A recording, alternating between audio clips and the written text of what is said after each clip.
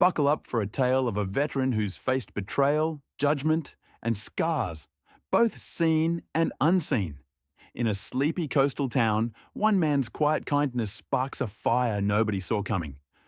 Will his heart survive the storm of doubt? Stay to find out what the hell unfolds. Hit that like, smash subscribe, ring the bell. These stories will give you chills. The sun hadn't yet cracked the horizon when the old pickup truck rattled to a stop outside Murphy's Diner.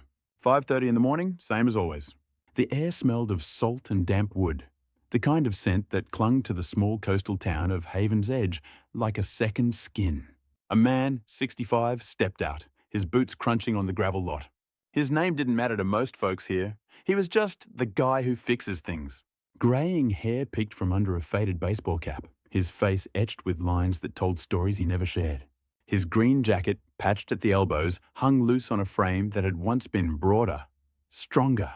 Calloused hands, scarred from years of work and war, gripped a battered toolbox. His eyes, though, hazel, flecked with gold, held a spark. Not hope exactly, but something close. A stubborn refusal to quit. He pushed open the diner's door, the bell jingling faintly. The place was a time capsule. Blue checkered curtains, vinyl booths patched with duct tape, the faint hum of a jukebox that hadn't worked since '98. He nodded to Clara, the 60-year-old waitress who poured coffee like it was her life's calling. "Good morning," she sang, her voice gravelly but warm. He managed a half smile, setting his toolbox by the counter. "Morning, Clara. Anything need fixing today?" She pointed to a wobbly table in the corner. "That one's going to tip someone's eggs right into their lap." He chuckled, a low, rusty sound, and got to work. This was his routine. Fix a table here, a squeaky door there, a leaky pipe at the library down the street. Haven's Edge wasn't much. A fading town of 2,000 souls, propped up by a struggling fishing industry and stubborn pride. But he kept it running, one small repair at a time. Folks called him reliable, quiet, maybe a little odd. They didn't know he was a veteran, hadn't asked about the scars on his knuckles or the way his left shoulder stiffened in the rain. He didn't volunteer it. The bronze star and purple heart tucked in a shoebox under his bed weren't for show.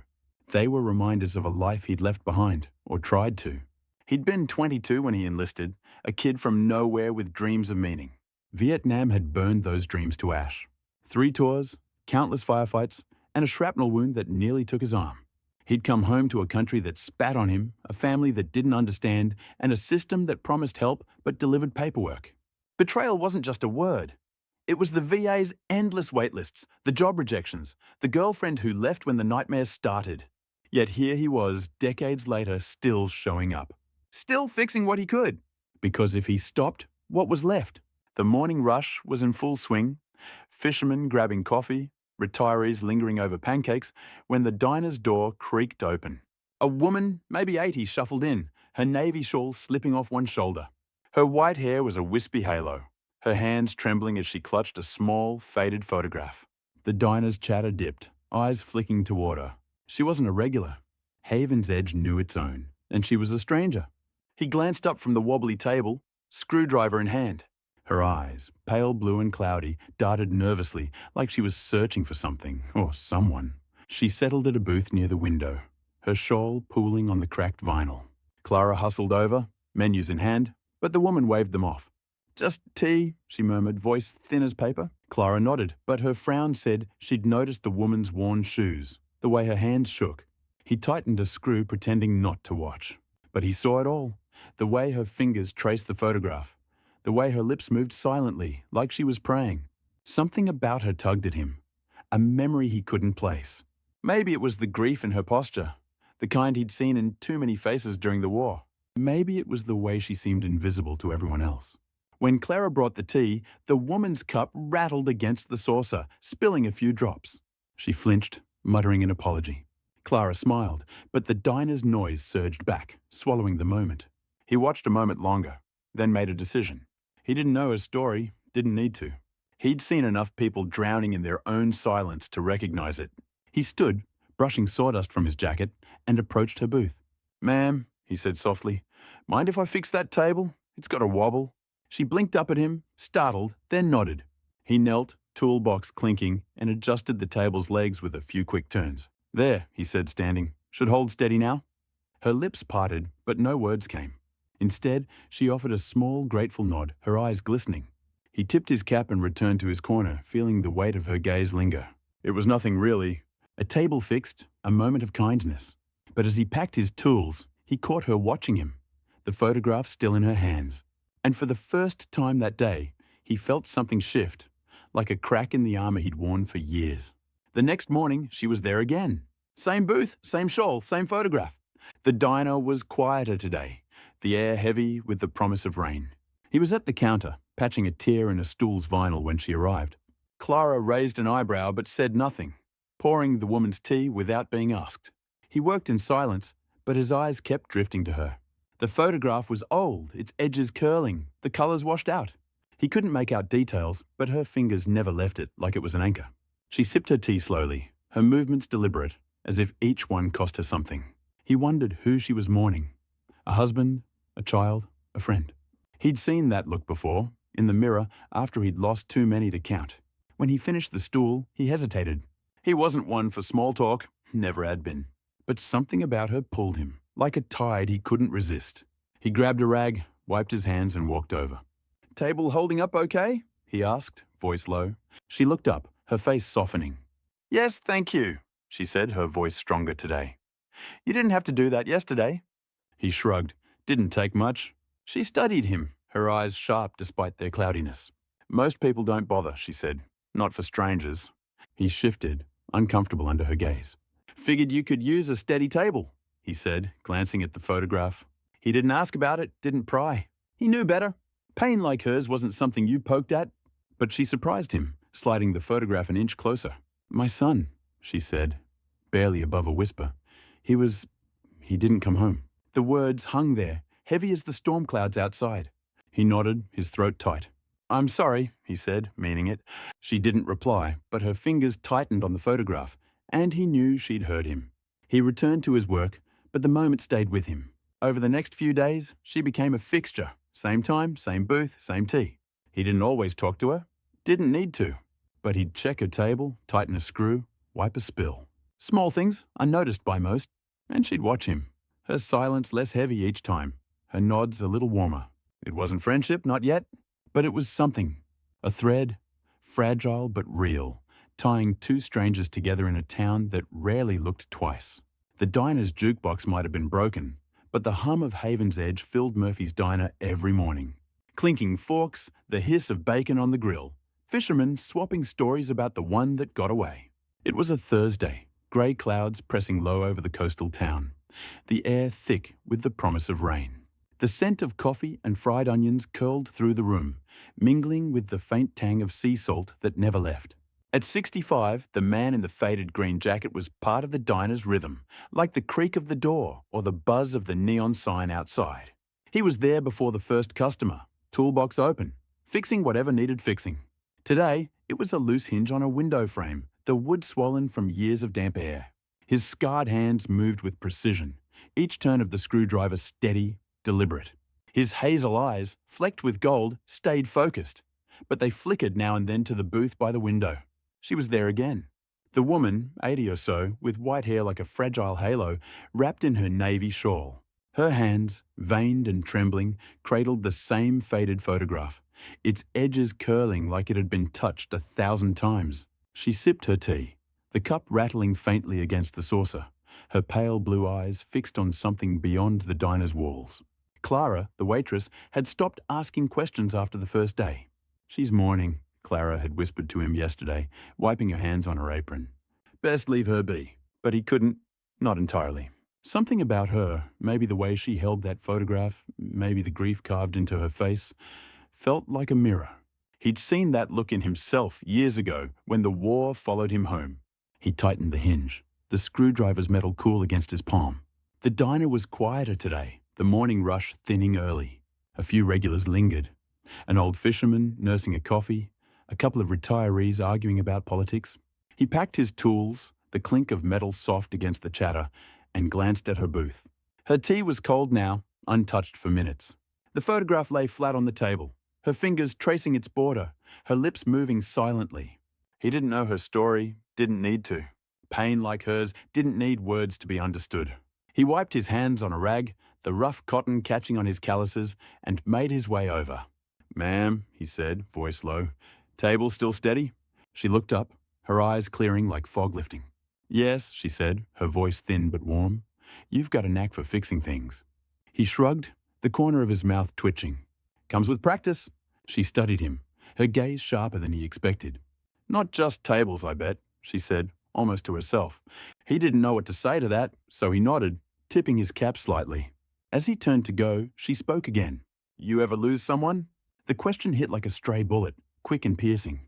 He froze, his hand tightening on the rag. For a moment, he was back in Vietnam, the jungle's heat choking him, the screams of his squad echoing. He'd lost too many. Friends, brothers, pieces of himself. "Yeah," he said finally, his voice rough. "More than I care to count." She nodded, like she'd known the answer before he spoke. Her fingers brushed the photograph. "This was my son," she said. "Daniel. He was everything." He didn't push, didn't ask. He knew the weight of those words, the way they carried a lifetime of love and loss. Instead, he pulled out a chair, not too close, not crowding her, and sat. "I'm sorry," he said, meaning it.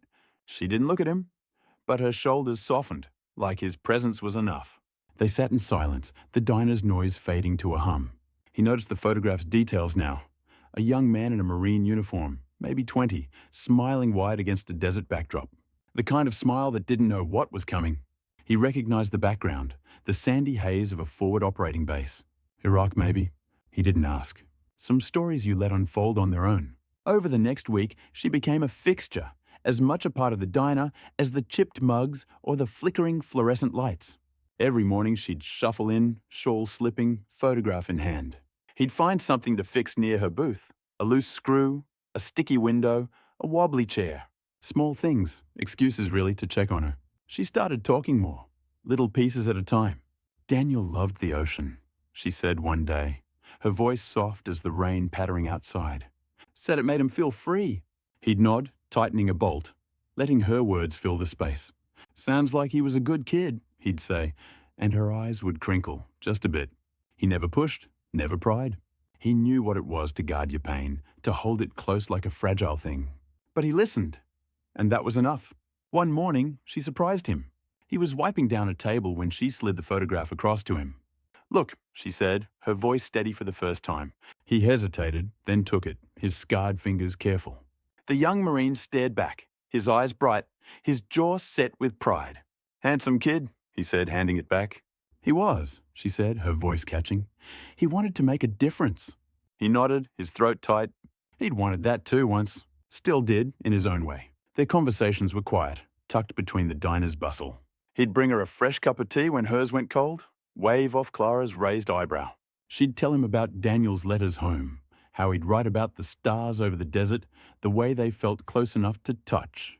He'd share a little too, not much, just enough. A story about fixing a Jeep under fire, the time his squad found a stray dog and named it Sergeant. She'd laugh, a small, rusty sound, and he'd feel something loosen in his chest. It wasn't friendship, not exactly. It was something softer, more fragile. A trust built on shared silences, on knowing what it meant to carry a wound no one else could see. He started noticing things about her. The way her shawl smelled faintly of lavender. The way her hands steadied when she talked about Daniel. She noticed him too. "You're out here every day, fixing things," she said one morning, her eyes narrowing. "Why?" He shrugged, scraping sawdust from his palm. "Somebody's got to do it." She shook her head, a faint smile tugging at her lips. "Not just anybody," she said. "You." He didn't know what to say to that, so he didn't. But her words stayed with him, like a stone in his pocket, heavy and warm. The diner's regulars started to notice her too. Some nodded as they passed her booth, others left her alone. Clara slipped an extra biscuit onto her plate one day, muttering something about needing some meat on those bones. He saw it all, felt the shift in the air. Haven's Edge was a small town, quick to judge but slow to trust. She was an outsider, but his small acts, fixing her table, sitting with her, were building a bridge, whether he meant to or not. He didn't think about it too hard. He just kept showing up, toolbox in hand, ready to fix whatever needed fixing. And maybe, just maybe, to listen to a woman who needed to be heard. The air in Haven's Edge carried a chill that morning, the kind that seeped into your bones and made the coffee at Murphy's Diner taste even better. It was a Monday, the sky a flat grey, the scent of wet pavement mixing with the diner's usual perfume of grease and syrup. The neon sign outside flickered, buzzing like a tired heartbeat. Inside, the man in the faded green jacket was already at work, his toolbox open on a booth's cracked vinyl. He was 65, greying hair tucked under a worn baseball cap, his scarred hands wrestling with a sticky drawer behind the counter. His hazel eyes, flecked with gold, stayed focused, but he felt the diner's pulse. The clatter of plates, the low hum of gossip, the way eyes darted when they thought he wasn't looking. The woman was there too, in her usual booth by the window. 80, maybe more. Her white hair loose and wispy, her navy shawl draped over thin shoulders. Her hands, trembling but deliberate, held the faded photograph of her son, Daniel, the young Marine who never came home. She sipped her tea, the cup steady today, her pale blue eyes softer than they'd been a week ago. He'd fixed her table again yesterday, tightened a wobbly leg, and they'd talked, quietly, about Daniel's love for stargazing, about the way the ocean sounded at night. Small moments, but they'd built something. A thread of trust, fragile as sea glass, glinting in the diner's fluorescent light. But Haven's Edge was a small town, and small towns noticed everything. The regulars, fishermen in worn boots, retirees with dog-eared newspapers, a few young dock workers grabbing breakfast, had started to watch. Not just her, but him. The guy who fixed things. The one who sat with the strange old woman, who brought her fresh tea, who listened when she spoke. Some nodded approval, their eyes crinkling with respect. Clara, the 60-year-old waitress, was one of them. "You're a good egg," she'd said yesterday, sliding him a free biscuit. Most folks let her sit there alone. He'd shrugged, brushing crumbs from his jacket. Didn't take much, but Clara's smile said she knew better. Others weren't so kind. At a booth near the door, two men in flannel shirts, local fishermen, brothers who'd fished these waters for decades, whispered over their coffee. "He's wasting his time," one muttered, his voice low but not low enough. "Old lady's probably got nothing but stories and debt." The other snorted, glancing at the man's toolbox. "Bet he's after something. Nobody's that nice for free." He heard them, of course. His hands didn't pause, the screwdriver turning smoothly, but his jaw tightened. He'd heard worse in his life. Spiteful words from strangers, accusations from a country that called him a hero one day and a burden the next. Vietnam had taught him to keep moving, to let the noise slide off. But it stung. Just a little, here in the town he'd called home for 20 years. The diner's door jingled, and a woman in her 50s strode in, her pressed blouse and clipboard screaming, "Official business!" Margaret Tate, the town's librarian and unofficial gatekeeper of gossip. Her sharp eyes scanned the room, landing on the old woman's booth, then flicking to him. She slid into a stool at the counter, her perfume sharp enough to cut through the bacon grease. "Clara," she called. "Who's that woman he's always fussing over?" Clara poured her coffee, her face neutral. "Just a customer, Margaret. Likes her tea." Margaret's lips pursed, her pen tapping the clipboard. "Seems odd, don't it? Him spending all that time with her. What's he after?" Clara's eyes narrowed, but she kept wiping the counter. "Maybe he's just being kind. Ever think of that?" Margaret huffed, unconvinced, her voice carrying. "Kindness doesn't pay the bills." He felt the weight of her words, the way they rippled through the diner. A few heads turned, some nodding, others looking away. He kept working, the drawer sliding smoothly now, but his shoulders stiffened. He'd faced judgment before. Employers who saw his scars and assumed he was trouble. VA clerks who dismissed his claims with a shrug. Betrayal wasn't new. It was the system that promised to care, but left him waiting months for a doctor's visit. It was the town that thanked him for fixing their doors, but whispered when he lingered too long. He pushed it down, like always, but it left a bitter taste. Across the room, the old woman noticed. Her eyes, sharp despite their cloudiness, caught his for a moment. She didn't say anything, didn't need to. Her fingers brushed the photograph, and she gave him a small nod, like she understood. He nodded back, a silent pact between two people who knew what it was to be seen, but not truly seen. He stood, brushing sawdust from his jacket, and brought her a fresh cup of tea. "Thought you might need a warm-up," he said, setting it down. Her lips curved, just a fraction. "You're too good to me," she said, her voice soft as the rain starting to tap the windows. He shook his head. "Nah, just doing what's right." But the town kept talking. By midweek, the whispers had grown louder. At the hardware store, where he bought screws and sandpaper, the clerk, a kid barely 20, grinned slyly. "Heard you're playing hero at the diner," the kid said, ringing up his purchase. "Old lady got money or something?" He didn't answer, just took his change and left, the bell above the door jangling like an accusation. At the post office, a retired teacher cornered him, her voice dripping concern. "You be careful," she said, clutching her purse. "Strangers can take advantage, you know." He tipped his cap, his smile tight. "Appreciate the advice." But inside, something twisted. He wasn't naive. He knew how people worked, how they assumed the worst, how they turned kindness into a transaction. He'd seen it after the war when he'd come home to a town that called him brave, but crossed the street when he passed. Not everyone doubted him. A few regulars at the diner started leaving bigger tips, their nods warmer. One morning, an old fisherman, 70, with hands like leather, clapped him on the shoulder. "You keep looking out for her," he said, his voice gruff. "World needs more of that." He mumbled a thanks, his face warm, but the moment felt fleeting. For every kind word, there were 2 skeptical glances, 3 whispered theories. He's lonely. He's desperate. He's hiding something. The words piled up, heavy as the toolbox he carried. The old woman sensed it too. One morning, as he fixed a squeaky hinge near her booth, she spoke up. "They're talking about you," she said, her voice low, her eyes on her photograph. He didn't look up, just kept turning the screwdriver. "Let 'em talk." She shook her head, her shawl slipping. "You don't deserve that. Not for being kind." He paused, the hinge clicking into place. "Deserve's got nothing to do with it," he said. "People see what they want to see." She studied him, her gaze piercing. "And what do you see?" The question caught him off guard. He met her eyes, saw the grief there, but also something else. Strength, maybe, or defiance. "I see someone who's been through hell," he said, "and keeps showing up anyway." Her lips trembled, but she smiled, a real one this time. "Sounds like you're talking about yourself." The moment lingered, but the diner's noise surged back, breaking the spell. He packed his tools, his hands steady but his chest tight. The town's reactions were a mixed bag. Some saw his kindness, others saw a fool. He didn't care, not really. He'd faced worse than gossip. But as he glanced at the old woman, her fingers tracing her son's face, he felt a pang. Not for himself, but for her. She didn't deserve their whispers either. And yet, here they were. 2 outsiders in a town that didn't quite know what to make of them. He slung his toolbox over his shoulder, the weight familiar, and headed for the door. Whatever Haven's Edge thought, he'd be back tomorrow, fixing what he could, listening when she needed it, because that's who he was. And no amount of gossip could change that. The rain had finally come to Haven's Edge, a steady drizzle that turned the streets to slick mirrors and hung a chill over the town.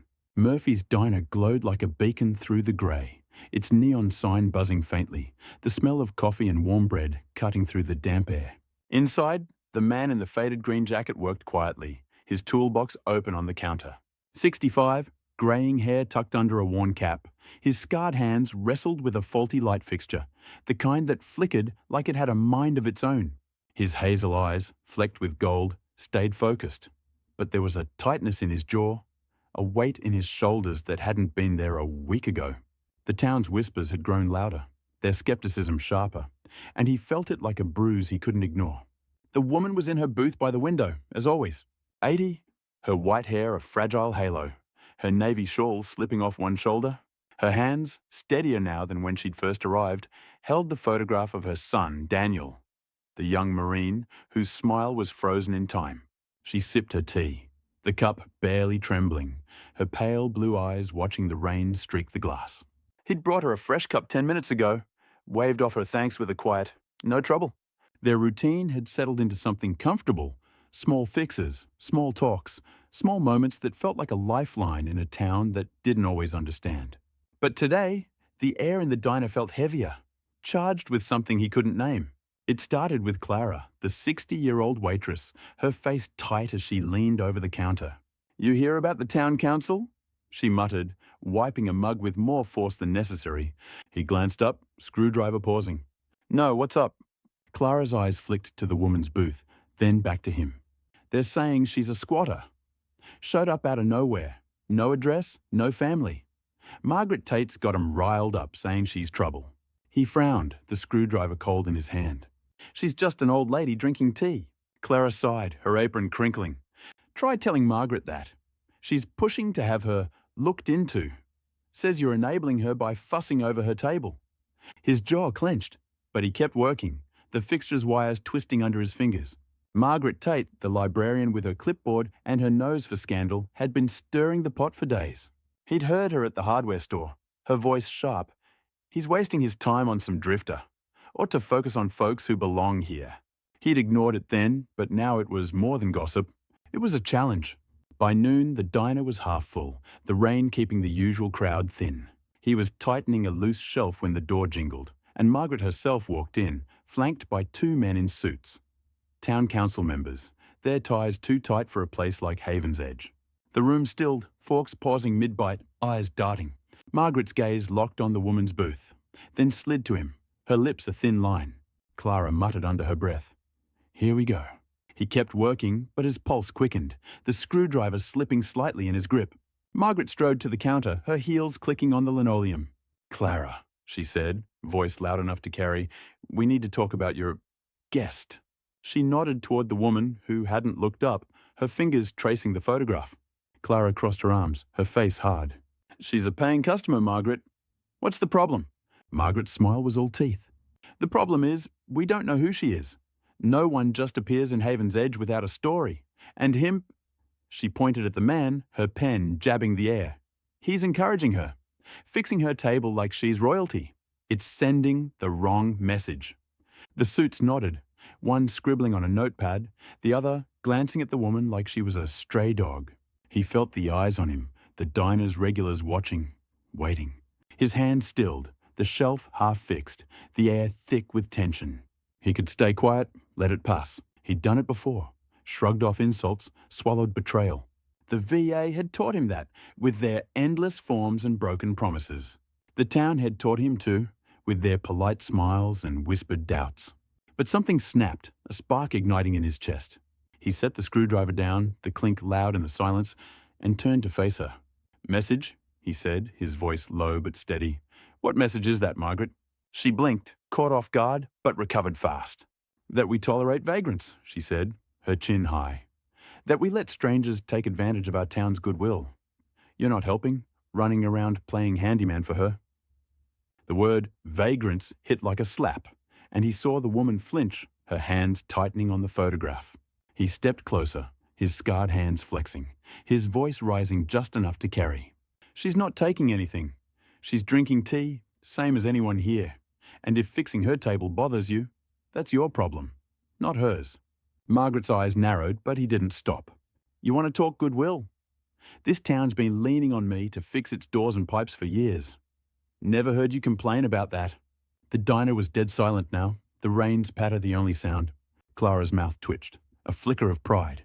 The fisherman at the counter set his mug down, nodding slowly. But Margaret wasn't done. She leaned in, her voice dropping to a hiss.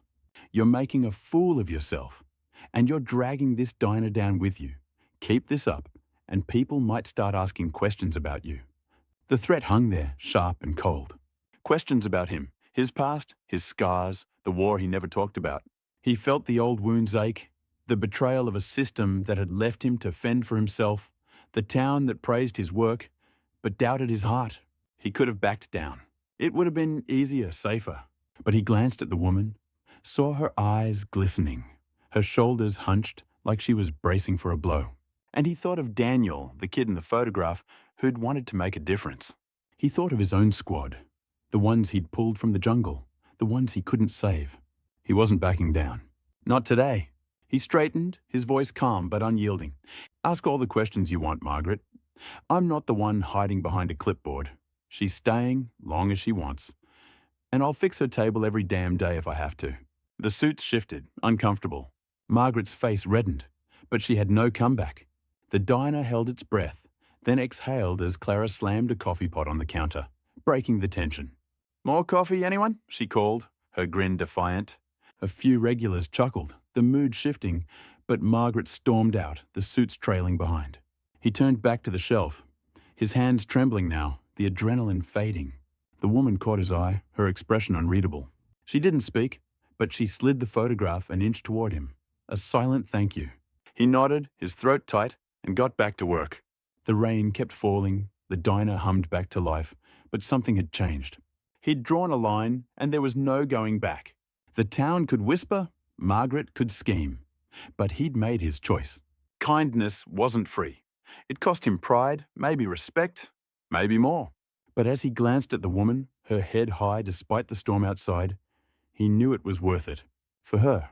For Daniel. For the man he'd been. And the one he was still trying to be.